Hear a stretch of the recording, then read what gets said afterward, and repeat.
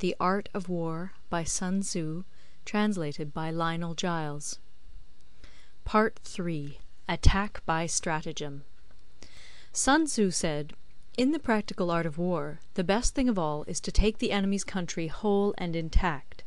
To shatter and destroy it is not so good. So, too, it is better to recapture an army entire than to destroy it, to capture a regiment, a detachment, or a company entire than to destroy them. Hence, to fight and conquer in all your battles is not supreme excellence. Supreme excellence consists in breaking the enemy's resistance without fighting. Thus the highest form of generalship is to balk the enemy's plans. The next best is to prevent the junction of the enemy's forces. The next in order is to attack the enemy's army in the field. And the worst policy of all is to besiege walled cities. The rule is, not to besiege walled cities if it can possibly be avoided.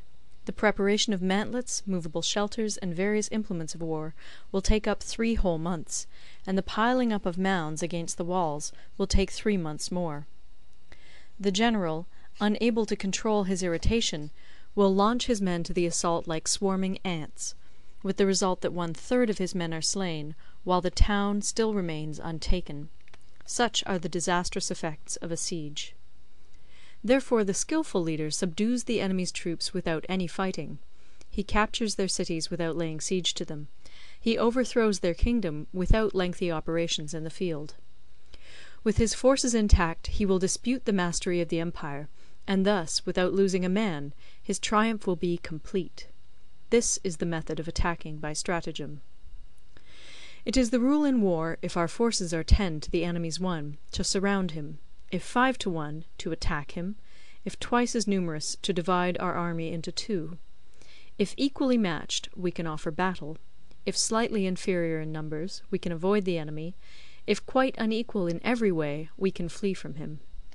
Hence, though an obstinate fight may be made by a small force, in the end it must be captured by the larger force.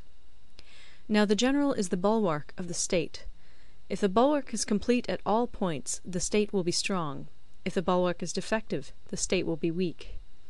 There are 3 ways in which a ruler can bring misfortune upon his army. 1. By commanding the army to advance or to retreat, being ignorant of the fact that it cannot obey. This is called hobbling the army.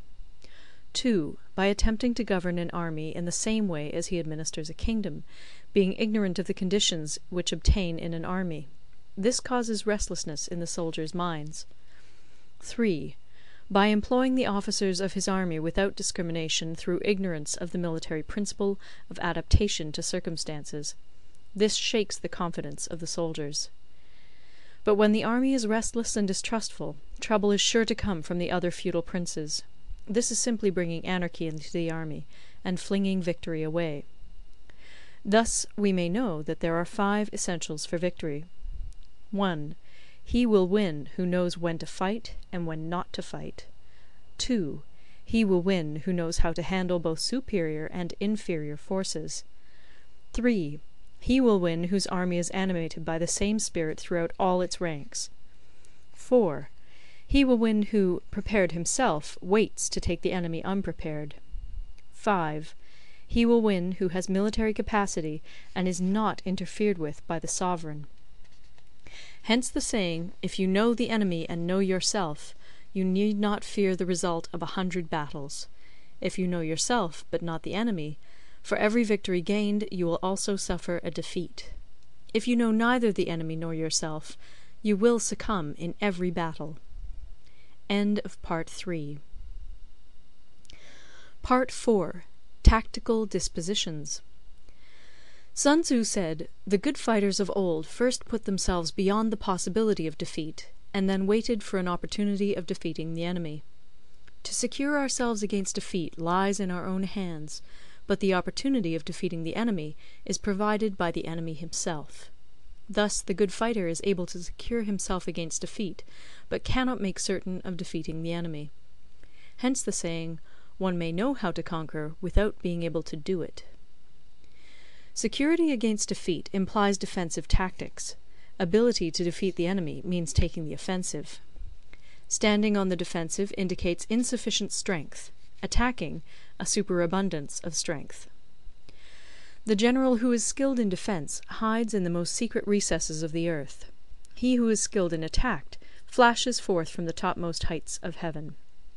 Thus, on the one hand, we have ability to protect ourselves, on the other, a victory that is complete.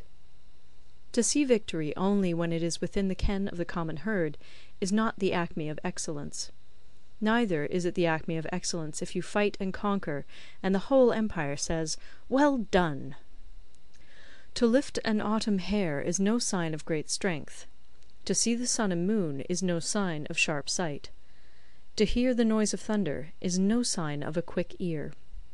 What the ancients called a clever fighter is one who not only wins, but excels in winning with ease. Hence his victories bring him neither reputation for wisdom nor credit for courage.